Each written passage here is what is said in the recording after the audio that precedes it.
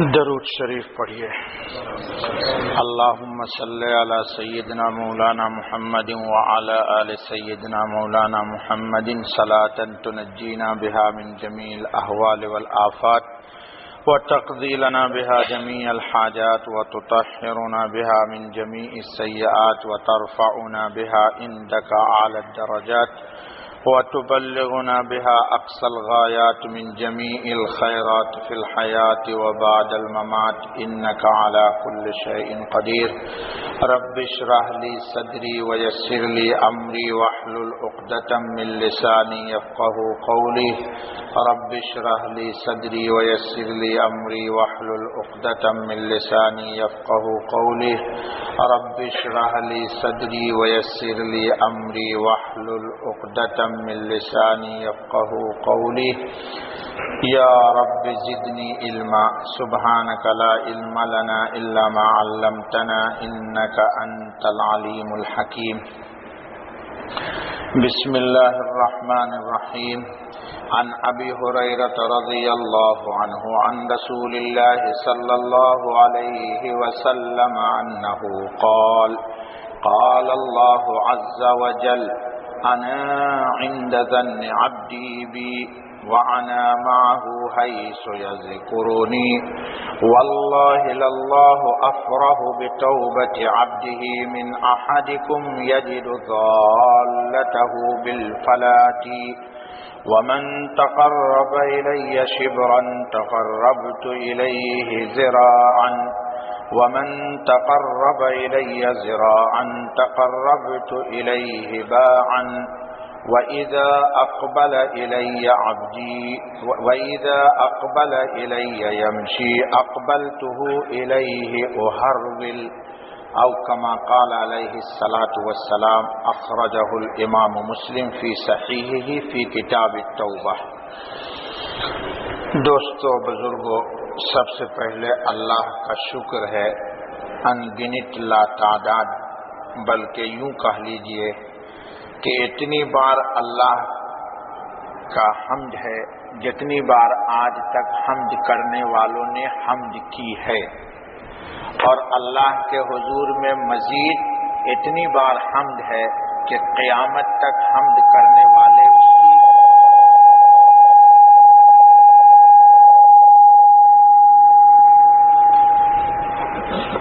اور مزید اس کی اتنی حمد ہے کہ قیامت تک کائنات عالم میں تمام مخلوقات اس کی حمد کرے گی۔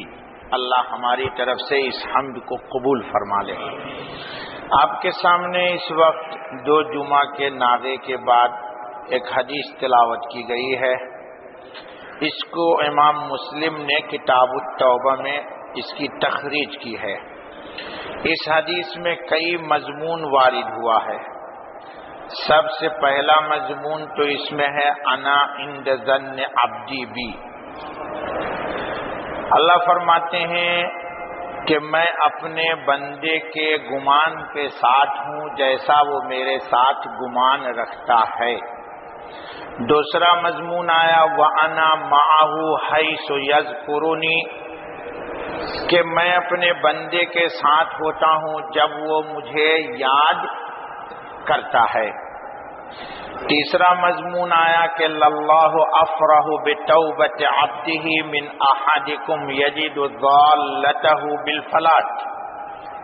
ایک مسافر آدمی جا رہا ہو وادی کے اندر اور اس کا سامان کھو گیا ہو، کوئی معین، نصیر، مددگار، رہنما، راہبر، ہادی نہیں ہے جو اس کو بتائے کہ اس کا سامان کہاں پہ کھو گیا، کہاں ملے گا۔ اس پریشانی کے عالم میں اچانک اس کا سامان اس کو دستیاب ہو گیا، مل گیا، تو کس قدر وہ خوش ہوگا۔ اللہ پاک کئی گنا اس سے زیادہ اس بندے سے خوش ہوتے ہیں جو گناہ کے بعد اللہ کی طرف رجوع ہوتا ہے۔ تیسرا مضمون۔ چوتھا مضمون آیا وَمَن تَقَرَّبَ إِلَيَّ شِبْرًا تَقَرَّبْتُ إِلَيْهِ ذِرَاعًا وَمَن تَقَرَّبَ إِلَيَّ ذِرَاعًا تَقَرَّبْتُ إِلَيْهِ بَاعًا وَإِذَا أَقْبَلَ إِلَيَّ يَمْشِي أَقْبَلْتُهُ إِلَيْهِ أُحَرْوِلُ۔ بندہ اللہ کی طرف اپنی سوچ سے، ارادے سے، قوت سے، عبادت سے، اطاعت سے، توبہ سے، استغفار سے، خشوع کے ذریعے، خضوع کے ذریعے، تضرع کے ذریعے، گر گرا کے، بلبلا کے، جتنا اللہ کی طرف آگے قدم بڑھاتا ہے اللہ اس کا دوگنا اس کے اوپر متوجہ ہوتا ہے۔ اگر یہ ایک بالشت چلتا ہے تو اللہ کی رحمت اس کی طرف ایک ہاتھ آتی ہے، اور اگر یہ ایک ہاتھ چلتا ہے اللہ کی طرف تو اللہ ایک گز اس کی طرف آگے بڑھتے ہیں۔ اگر یہ پیدل چلتا ہے تو اللہ پاک دوڑ کے اس کے پاس آتے ہیں۔ یہ ایک تعبیر اختیار کی گئی ہے جس کی تشریح حسب استطاعت ہوگی۔ سب سے پہلی چیز جو اس حدیث میں آئے کہ انا عند ظن عبدی بی۔ دوستو، اللہ کی ذات تمام کمالات ذاتیہ اور تمام کمالات صفاتیہ کا کیا ہے؟ مالک۔ دوسرے لفظوں میں یوں کہہ لیجئے کہ اللہ پاک کی ذات تمام کی تمام خیر بھلائی کا منبع اور مرکز ہے۔ جو بھی بھلائی، جو بھی خیر، جسم کے اعتبار سے، جان کے اعتبار سے، مال کے اعتبار سے، ایمان کے اعتبار سے، عبادت کے اعتبار سے، اطاعت کے اعتبار سے، ذکر کے اعتبار سے، توبہ کے اعتبار سے، استغفار کے اعتبار سے، رات میں آہ و بکا گریہ و زاری کے ذریعے بندے کو جو کچھ بھی نصیب ہوتا ہے یہ سب کا سب ذالک فضل اللہ یؤتیہ من یشاء۔ کوئی ایک دفعہ بھی بغیر اللہ پاک کی مرضی کے اللہ کا نام اللہ کا نام نہیں لے سکتا۔ اچھا بھائی، تو اللہ تعالیٰ فرماتے ہیں اس حدیث قدسی میں کہ میں اپنے بندے کے گمان کے اعتبار سے بندے کے ساتھ ہوں۔ ایک شاعر تھا غالب، اس کا ایک شعر ہے جو اس حدیث کی بہت وضاحت کرتا ہے۔ بنا کر فقیروں کا ہم بھیس غالب، تماشائے اہل کرم دیکھتے ہیں۔ بنا کر فقیروں کا بھیس، بنا کر فقیروں کا ہم بھیس غالب، تماشائے اہل کرم دیکھتے ہیں۔ ہم تو فقیر کا بھیس بنا لیتے ہیں، شکل بنا لیتے ہیں، جھولی خالی لٹکا لیتے ہیں، دامن کو پھیلا دیتے ہیں، کس کے سامنے؟ کرم والی ذات کے سامنے، کہ اس کے کرم کو دیکھیں کہ وہ اپنی کرم سے میری جھولیوں کو کس کس طرح بھر رہا ہے۔ تو غالب کہتا ہے بنا کر فقیروں کا ہم بھیس غالب، تماشائے اہل کرم دیکھتے ہیں۔ اچھا بابا، تو تمام کرم والے دنیا کے ایک طرف، اور ان تمام کرم والوں کے اوپر وہ اکرم الاکرمین ہے۔ تمام دنیا کے رحم کرنے والے ایک طرف، ان تمام رحم کرنے والے کے اوپر وہ ارحم الراحمین ہے۔ وہ تمام دنیا کی سخاوت کرنے والے جواد، ان سب کے مقابلے میں وہ اجود الاجودین ہے، وہ ہے نہیں دوستو؟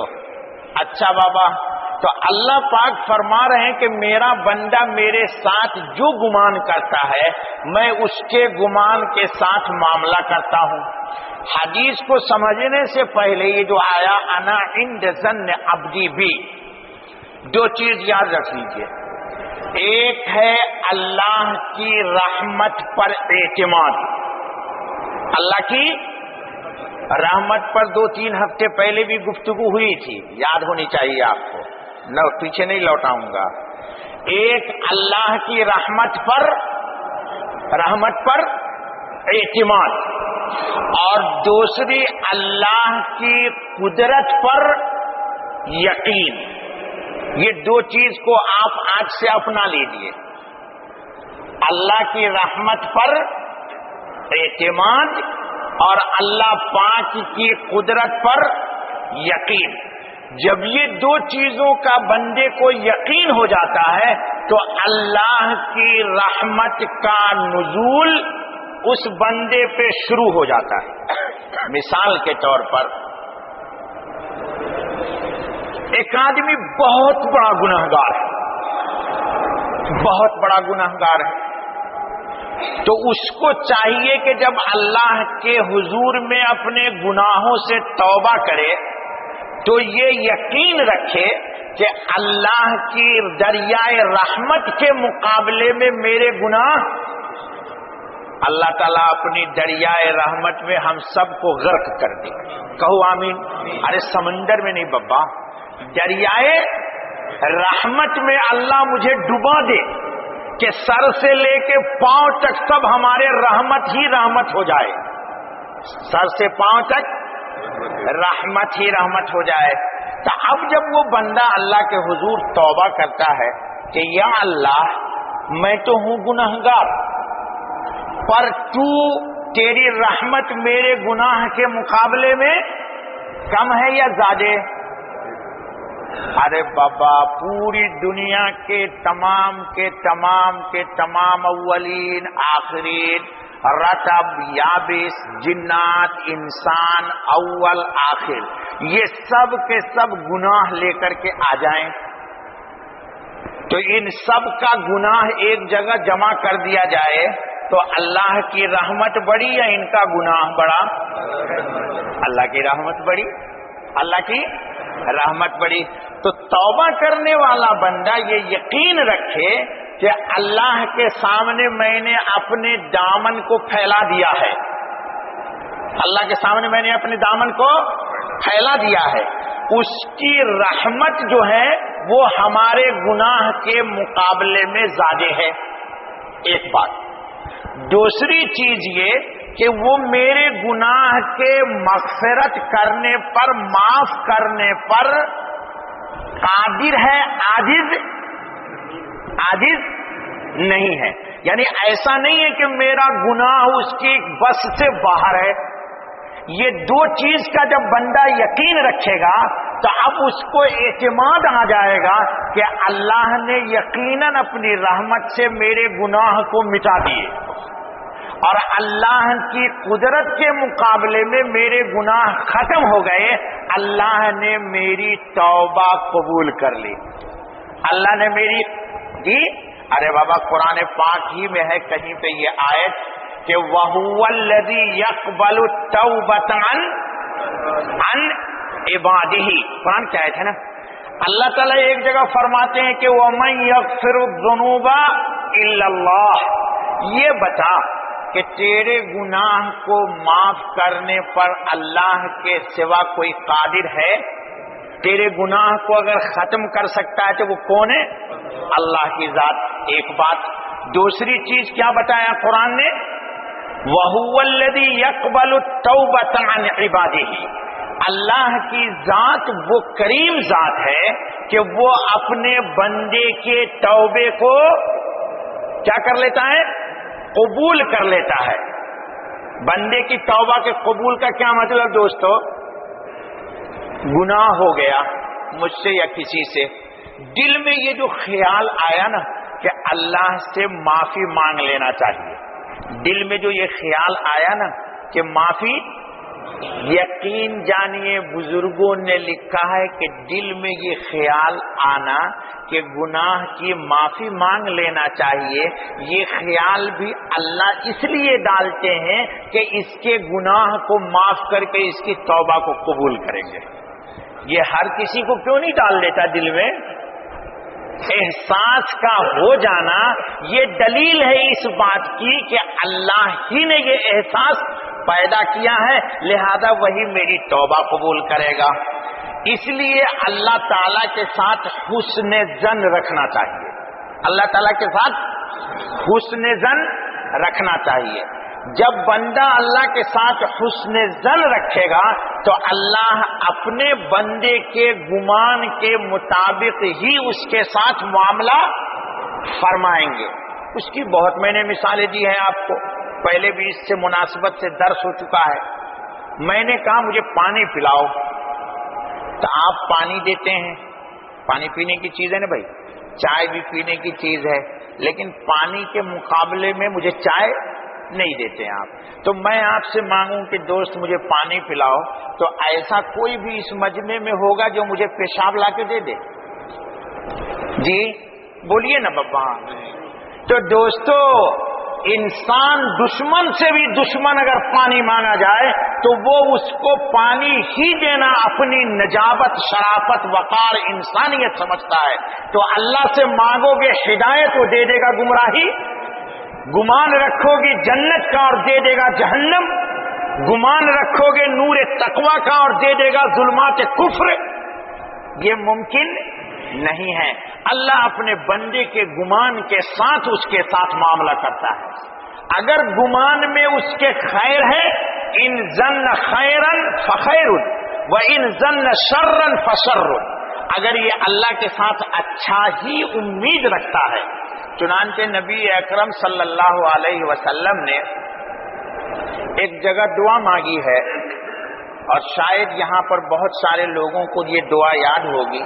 یہ دعا وارد تو ہوئی ہے کہ انسان صلاۃ التسبیح جب جو لوگ پڑھتے ہیں وہ لوگ آخری رکعت میں دعائے معصورہ کے بعد اس دعا کو پڑھیں۔ میں دعا پڑھتا ہوں، آخر میں اس کا الفاظ آئے گا، سنیے۔ اللہم انی اسألک توفیق اہل الہدی واعمال اہل الیقین ومناصحۃ اہل التوبۃ وعزم اہل الصبر وجد اہل الخشیۃ وطلب اہل الرغبۃ وتعبد اہل الورع وعرفان اہل العلم حتی اخافک۔ اللہم انی اسألک مخافۃ تحجزنی عن معاصیک حتی اعمل بطاعتک عملا استحق به رضاک وحتی اناصحک بالتوبۃ خوفا منک وحتی اخلص لک النصیحۃ حبا لک وحتی اتوکل علیک فی الامور کلها حسن ظن بک سبحان خالق النور۔ حدیث کے اندر ہے کہ جو لوگ صلاۃ التسبیح پڑھتے ہیں مولانا، ان لوگوں کو یہ دعا آخر میں پڑھنی چاہیے۔ تو اس دعا کے پڑھنے کے بعد وہ اس طرح گناہ سے پاک ہو جاتے ہیں جیسے کہ ابھی ماں کی پیٹ سے آئے۔ آج جمعے کا دن تھا، بہت سارے لوگوں نے صف اولا میں پڑھی ہوگی۔ یہ دعا میں نے اپنے گھر سے نہیں پڑھی ہے، حدیث کے اندر موجود ہے۔ اس دعا کے آخر میں اللہ کے رسول صلی اللہ علیہ وسلم نے سکھایا کہ یا اللہ، ہر بھلائی کہ میں آپ سے امید کیوں رکھے ہوا ہوں، حسن ظن بک، کہ اے اللہ میرا آپ کے ساتھ اچھا گمان ہے کہ آپ مجھے یہ بھی دے دیجئے گا، یہ بھی دے دیجئے گا، یہ بھی دے دیجئے گا، مجھے پکڑ بھی نہیں کیجئے گا، مجھے معاف بھی کر دیجئے گا، اپنی عنایت بھی نواز دیجئے گا، رحمتوں کا سایہ بھی ڈال دیجئے گا۔ جتنی خیر اور بھلائی ہے یا اللہ میں صرف آپ سے اچھا گمان رکھے ہوا ہوں۔ حسن ظن بک سبحان خالق النور۔ اس کے بعد کہیے السلام علیکم ورحمۃ اللہ، السلام علیکم ورحمۃ اللہ۔ خیر دوستو، تو معلوم یہ ہوا کہ اللہ کی ذات کے ساتھ حسن ظن رکھنا چاہیے۔ دیکھیے دو چیز ہے، ایک ہے اللہ کے عذاب سے ڈرنا، اس کو بولتے خوف، اور ایک ہے اللہ کی رحمت سے امید رکھنا۔ ایمان دونوں کا تقاضا کرتا ہے۔ ایمان کیا مطلب؟ گناہ انسان چھوٹا سے چھوٹا کرے لیکن اس کو پہاڑ سمجھے، کہ کبھی اگر میں نے پہلے بتا دیا کہ اللہ کی قدرت کا یقین، یہ یقین رکھے کہ کہیں اللہ نے اس گناہ پر پکڑ لیا تو میرا تو انجام خراب ہو جائے گا۔ لیکن جب اس کی رحمت پر نگاہ جائے تو کبھی بھی مایوسی نہیں آنی چاہیے. بزرگوں نے لکھا ہے کتابوں میں کہ دونوں کیفیت ہونی چاہیے. چنانچہ حضرت عمر رضی اللہ تعالیٰ عنہ فرماتے تھے کہ اگر اللہ تعالیٰ قیامت میں سب انسان کو بخش دے گا اور کہے گا صرف ایک انسان جہنم میں جائے گا تو عمر کو خوف لگا ہوا ہے کہ کہیں وہ عمر ہی نہ ہو، اور سب انسانوں کو جہنم میں ڈال دے گا اور صرف ایک کو جنت کا پروانہ ملنے والا ہوگا تو میں سوچوں گا شاید وہ عمر ہی نہ ہو. تو ایمان یہ ہے حیات میں، لیکن موت کے وقت صرف اور صرف اللہ کی رحمت کی امید ہونی چاہیے. اس حدیث سے پتہ چل گیا کہ بہت سارے لوگ پتہ نہیں مولوی صاحب میری توبہ قبول ہوئی نہیں ہوئی، میری دعا قبول ہوئی نہیں ہوئی. یہ شک کرنا درست ہے کہ درست نہیں ہے؟ آپ میں سے جتنے ہیں ایم ماکان، چاہے وہ نیک ہو غیر نیک ہو، ولی ہو غیر ولی ہو، سب کی جتنی دعائیں ہیں سب کی سب 100% قبول ہوتی ہے. اس مجمع میں کوئی ایسا انسان نہیں ہے جس کی دعا قبول نہ ہوتی ہو. آپ نے قبولیت کا مطلب یہ سمجھا ہوا ہے کہ یا اللہ میری دکان میں 1 ملین مل جائے، یہ تو قبولیت کا مطلب نہیں ہے. حدیث کے اندر رسول اللہ صلی اللہ علیہ وسلم نے فرمایا کہ 3 میں سے 1 ضرور ہے مومن کے ساتھ. اس لیے مانگنے میں کبھی بھی تھکنا نہیں چاہیے، اور قاری صاحب کرے بخل نہیں کرنا چاہیے، خوب دبا کر کے اللہ سے مانگیے. آپ مانگ رہے ہیں 1 ملین. ایک صاحب تھے ایک دبئی میں جاننے والے، 10 سال تک لائسنس کی کوشش کرتے رہے، 10 سال نہیں ملا لائسنس. آج لائسنس ملا. کل ہو کے گاڑی چلا رہے تھے، 2 آدمی کا ایکسیڈنٹ کر دیا، جمیرہ جیل میں ہے. تو میں نے کہا یہ بتاؤ اللہ نے اس کو کتنے سال بچایا؟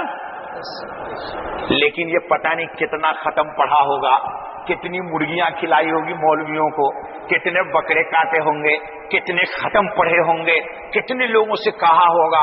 دن رات ساری تسبیح اسی لیے پڑھ رہا تھا، لائسنس لائسنس لائسنس لائسنس. اللہ تعالیٰ نے 10 سال بچایا اس کو. آج لائسنس ملا، کل ہو کے 2 آدمی کو ایکسیڈنٹ کر دیا، جیل میں چلا گیا. تو اللہ 10 سال نہیں دے رہا تھا. اب ہر آدمی کو ملین دے دے گا تو یہاں غریب کون رہے گا؟ جی یہ تو اللہ کا نظام ہے. تو حدیث کے اندر ہے کہ بندہ جو مانگتا ہے اگر وہ بندے کے حق میں بہتر ہے، اللہ جانتا ہے تم عسى ان تحبوا شيئا وهو شر لكم وعسى ان تكرهوا شيئا وهو خير لكم والله يعلم وانتم لا تعلمون. ایک چیز تم دوست رکھتے ہو لیکن اللہ جانتا ہے کہ یہ تمہارے حق میں بہتر نہیں ہے، تو اللہ اس سے تم کو بچا لیتا ہے. اور ایک چیز تم ناپسند سمجھتے ہو اور وہ چیز تمہارے حق میں بہتر ہوتی ہے، اللہ جانتا ہے تم نہیں جانتے. تو آپ نے کہا 1 ملین چاہیے، شاید کل ہو کے مل جاتا اور آپ کی بیوی کا کڈنیپ ہو جائے، ادھر بچے کا کڈنیپ ہو جائے، کسی گناہ میں مبتلا ہو جائے. اسی لیے یہ سب رموز ہیں. اللہ تعالیٰ بندے کو اس کی مصلحت کو دیکھ کر کے دیتا ہے. تو بسا اوقات ایک انسان جو مانگتا ہے وہی مل جاتی، بسا اوقات کوئی بڑی مصیبت آنے والی ہے، بڑی مصیبت آنے والی ہے. یہ جو دعا مانگ رہے ہیں اس کے بدلے اللہ تعالیٰ وہ چیز نہ دے کر کے جو پریشانی آنے والی ہے اس پریشانی کو ٹال دیتے ہیں. 2 تیسری چیز یہ ہے کہ قیامت کے لیے اللہ اس کو ذخیرہ رکھ دیتے ہیں. انسان آئے گا قیامت کے دن، نام اعمال میں اس کے نیکیاں نہیں ہوں گی لیکن دعائیں سب ریزرو ہوگی، دعائیں سب اس کی. اب اللہ تعالیٰ کہیں گے فرشتے اس کی اس دن کی دعا کے بدلے یہ دے دو، اس دن کی دعا کے بدلے یہ دے دو، اس دن کی دعا کے بدلے یہ دے دو. اس کی زندگی کی ایک دعا قبول ہو چکی ہوگی. جب یہ ساری دعاؤں کے عوض اس کو کچھ مل رہا ہوگا تو یہ تمنا کرے گا جو ایک میری دنیا میں قبول ہو گئی تھی وہ بھی قبول نہ ہوئی ہوتی، اس کا بدلہ مجھے آج ہی ملا ہوتا. تو اس لیے جتنے لوگ ہیں سب کی دعائیں قبول ہوتی. کبھی بھی نہیں سوچنا چاہیے کہ اللہ نے میری نہیں سنی. ارے بابا وہ تو دل کی دھڑکنوں کو جانتا ہے. سننا تو بہت بڑی چیز ہے. سننا تو حدیث میں ہدایت دی گئی کہ اللہ کے ساتھ حسن ظن رکھیے. کس بنیاد پر؟ اس کی رحمت کی بنیاد پر اور اس کی قدرت کی بنیاد پر. پہلا جملہ. دوسرا جملہ آ گیا وَأَنَا مَعَهُ حَيْثُ يَذْكُرُونِی. بندہ جب مجھے یاد کرتا ہے تو میں بندے کے ساتھ ہوتا ہوں. اس موضوع پر پہلے بھی بات ہو گئی ہے. موسیٰ علیہ الصلاۃ والتسلیم نے اللہ تعالیٰ سے ایک روز فریاد کی کہ یا رب، کہ میں آپ کی آواز تو سنتا ہوں لیکن میں آپ کو دیکھتا نہیں ہوں یا اللہ، تو میں آپ کو کہاں ڈھونڈوں؟ کس نے سوال کیا؟ موسیٰ علیہ الصلاۃ والتسلیم. موسیٰ علیہ الصلاۃ والتسلیم کو اللہ نے بہت پیاری بات کہی. اس تصور کے ساتھ جتنے آپ احباب ہیں روزانہ، حضرت قاری صاحب، قاری رکن الدین صاحب، روزانہ 2 منٹ 3 منٹ 5 منٹ بطور خاص فجر کے بعد اور عصر کے بعد، عصر کے بعد ٹائم نہیں ملے تو مغرب بعد بیٹھے رہیے اور اللہ کا ذکر کیجیے اور اس حدیث کو ذہن میں حاضر رکھیے. اللہ تعالیٰ نے کیا فرمایا حدیث قدسی میں؟ انا جلیس من ذکرنی، انا جلیس من ذکرنی. موسیٰ علیہ السلام نے سنا، سوال کیا کہ یا رب انا اسمع صوتک، یا اللہ میں آپ کی آواز تو سن رہا ہوں لیکن میں آپ کو دیکھ نہیں رہا ہوں، تو کہاں ڈھونڈوں؟ تو اللہ نے موسیٰ کو جواب دیا کہ انا جلیس من ذکرنی، جو مجھے یاد کرتا ہے میں اسی کا ہم نشین ہو جاتا ہوں. اسی کے ساتھ ہم نشین سمجھتے ہیں جیسے اس وقت آپ میرے سب ہم نشین ہیں یا میں آپ کا ہم نشین ہوں، سب ساتھ بیٹھا ہوا ہوں. تو موسیٰ علیہ السلام کو اللہ پاک نے فرمایا کہ جب تم میرا ذکر کیا کرتے ہو اللہ اللہ اللہ اللہ اللہ اللہ، تو اس وقت میں تیرے ساتھ ساتھ رہتا ہوں. انا جلیسو من ذکرنی. پھر موسیٰ علیہ السلام نے فرمایا کہ کیف اذکرک یا رب، میں آپ کا نام کیسے لیا کروں؟ تو اللہ تعالیٰ نے حدیث قدسی میں فرمایا ماما جان اذکرنی من وراء لسانک. یہ ہے اصل اہم چیز، اذکرنی من وراء لسانک.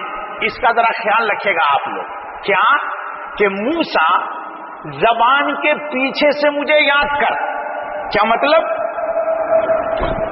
یعنی دل دل میں مجھے یاد کر. کس میں؟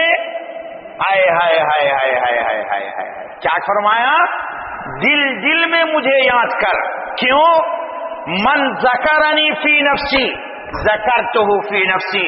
اللہ نے کہا کہ سنو یہ حدیث قدسی آ گئی پھر اب کہ جو دل دل میں مجھے فرش پر یاد کرتا ہے، اللہ کہتے ہیں میں عرش پر اس کو دل دل میں یاد رکھتا ہوں. وہ کہتا ہے سبحان اللہ سبحان اللہ، میں بولتا ہوں یعقوب یعقوب یعقوب یعقوب. وہ کہتا ہے اللہ اللہ، میں کہتا ہوں عبد ستار عبد ستار عبد ستار. کتنی بڑی بات ہے کہ یہ زمین پر اللہ کا نام لے رہا ہے اور اللہ اس کا نام من ذکرنی فی نفسی ذکرتہ فی نفسی ومن ذکرنی فی ملأ ذکرتہ فی ملأ خیر منہم.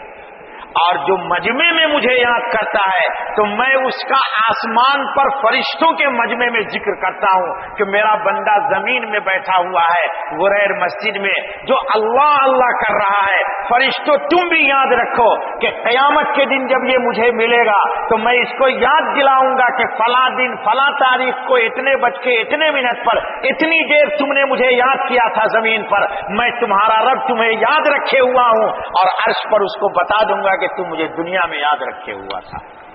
جی اسی لیے قرآن نے ایک بات کہی ہے دوستو، وَلَا تَكُونُوا كَالَّذِينَ نَسُوا اللَّهَ لا الہ الا اللہ محمد الرسول اللہ، لا الہ الا اللہ محمد الرسول اللہ، اللہ توبہ اللہ توبہ۔ اللہ نے کہا کہ اے لوگو لا تکونوا کالذین نسوا اللہ، جس نے اللہ کو بھلا دیا ان لوگوں کی طرح تم نہ ہو جانا کہ تم بھی اپنے اللہ کو بھلا دینا۔ لا تکونوا کالذین نسوا اللہ فانساہم انفسہم، انہوں نے اللہ کو نہیں بھلایا، انہوں نے اپنے آپ کو بھلا دیا۔ کیا مطلب؟ قیامت میں جب وہ آئیں گے تو ان کا تذکرہ عرش عظیم کے پاس نہیں ہوگا، رب عرش عظیم ان کا تذکرہ نہیں کریں گے کیونکہ انہوں نے اپنے رب کو دنیا میں نہیں یاد کیا تھا۔ اس لیے تھوڑا سا 2 منٹ، فجر بعد کا وقت بہت مناسب ہے، خاموشی کے ساتھ بیٹھ جائیے، دل کی طرف متوجہ ہو جائیے۔ دل میں ایک آواز ہے جس کو آپ بولتے دھک دھک دھک دھک، ٹھیک ہے دوستو، یہ نقش بندیہ والے بہت جانتے ہیں۔ اس کے علاوہ تصور سمجھانے کے لیے خیال، فکر، سوچ، ارادہ جو انسان کا ہے، اس سوچ میں تھوڑا سا جی تھوڑا سا اللہ اللہ کیا کیجئے، چند دن کیجئے گا۔ اگر آپ اور ہمارے اندر اخلاص ہے تو آپ دل کی کان سے سنیے گا کہ جتنی دفعہ میں زبان ایک دفعہ اللہ کہتا ہے یہ دل 25 ٹائمز کرتا ہے۔ کرا کے تو دیکھیے، اس سے آپ نے تو محنت ہی نہیں کی، ہم نے تو محنت ہی نہیں کی۔ اقبال کہتا ہے اپنے من میں ڈوب کر پاجا سراغ زندگی، اپنے من میں ڈوب کر، یہ اقبال ہے، اقبال کی سوچ بہت اونچی ہے، کہتا ہے اپنے من میں ڈوب کر پاجا سراغ زندگی۔ سراغ زندگی یہی ہے کہ دل اللہ اللہ کہنے لگے۔ دل کیوں؟ دل میں ایک دھڑکن ہے، اس دھڑکن کے ساتھ روح بسی ہوئی ہے، وہ یہاں کی نہیں وہاں کی ہے۔ جب یہ اللہ اللہ کرنے لگے گی تو مرنے کے بعد جس مٹی میں رہے گا اور روح اللہ کے پاس جائے گی وہاں بھی اللہ اللہ کرتی رہے گی۔ تو کیا کہتا ہے اقبال؟ اپنے من میں ڈوب کر پا جا سراغ زندگی، تو اگر میرا نہ بنتا ہے نہ بن، اپنا تو بن۔ اور فارسی کا ایک شاعر بہت اچھا کہتا ہے، میان عاشقی و معشوقی رمزیست، یہ دل میں جو اللہ اللہ ہے نا، اس اللہ اللہ کو کرامن کاتبین بھی مولوی صاحب نہیں جانتا، یہ بھی نہیں لکھ پائے گا، اس کو صرف میرا اللہ لکھے گا۔ تو اعمال نامہ وہ ہونی چاہیے کہ کرامن کاتبین کے علاوہ میرا رب خود قیامت میں میرا نام اعمال لے آئے۔ نہیں سمجھ میں آئی بات؟ زبان سے بولیے گا اللہ اللہ اللہ اللہ اللہ اللہ یا سبحان اللہ تو یہ لکھ رہا ہے، لیکن دل کے سوچ میں، ارادے میں، خیال میں، تصور میں آپ کو سمجھانے کے لیے آپ نے اگر اللہ اللہ کہا ہے تو اس کو تو پتہ نہیں ہوگا، تو اسی کو فارسی کا شاعر کہتا ہے میان عاشقی و معشوقی رمزیست، کرامن کاتبین ہم خبر نیست، اس کو بھی پتہ نہیں کہ اس نے کتنی دفعہ اللہ اللہ کہا ہے۔ جی ہمارے حضرت رحمت اللہ احمد رضی اللہ علیہ حکیم اختر صاحب، ان کے پیر و مرشد تھے حضرت شاہ عبد الغنی پھول پوری رحمت اللہ علیہ، جنگل میں نکل جاتے تھے اور 70,000 دفعہ اللہ اللہ کہتے تھے۔ میں نے اپنے والد کو دیکھا ہے، موت تک کبھی ناغہ نہیں ہوا، روزانہ 1.25 لاکھ اس میں آدم پڑھتے تھے، اللہ اللہ اللہ اللہ اللہ اللہ۔ والد کا انتقال ہو گیا، اس کے باوجود دل میں یوں دھڑکن تھی، گھنٹوں انتقال ہو چکا تھا۔ تو دوستو دل میں کس کو بسانا چاہیے؟ تو یہ بسے گا کیسے؟ آپ کو خیال بہت آئے گا، اوہام سمجھتے نا، وسوسہ جس کو بولتے ہیں، جیسے آنکھ آپ نے بند کیا تو ادھر کا چکر ادھر کا چکر، ادھر کا لینا ادھر کا دینا۔ ایک تصور رکھیے گا بس کہ اس وقت میرے ساتھ کون بیٹھا ہوا ہے؟ انا جلیس من ذکرنی، میرے ساتھ میرا اللہ بیٹھا ہوا ہے۔ اس دھیان کے ساتھ پڑھیے گا، 10 دفعہ کا اثر اتنا ہوگا جو 10,000 کا ہوتا ہے۔ کیوں؟ استحضار ہے۔ استحضار سمجھتے ہیں؟ یہ تصور جم جائے کہ اللہ میرے ساتھ ہے، تو اللہ کے رسول صلی اللہ علیہ وسلم کیا فرماتے ہیں؟ وَأَنَا مَعَهُ حَيْثُ يَذْكُرُنِي، اللہ فرماتا ہے کہ میں اپنے بندوں کے ساتھ رہتا ہوں جب وہ مجھے یاد کرتا ہے۔ تو ہمیں یہ دیکھنا ہے کہ ہم اپنے ساتھ اللہ کو کتنی دیر رکھتے ہیں۔ یہ تو ہم پر ہو گیا نا فیصلہ۔ اللہ تو ہر وقت ہے میرے ساتھ، کیونکہ قرآن نے ایک بہت پیاری تعبیر کی ہے، وَهُوَ مَعَكُمْ أَيْنَمَا كُنْتُمْ، وہ 24 گھنٹہ ہمارے ساتھ ہے، لیکن ہم کو فائدہ نہیں ہوتا۔ کیوں؟ ہمارا اس طرف تصور نہیں ہے۔ لیکن اگر 5 منٹ بھی اس استحضار کے ساتھ ہے کہ اللہ میرے ساتھ ہے تو رنگ چڑھ جائے گا۔ کیا چڑھ جائے گا؟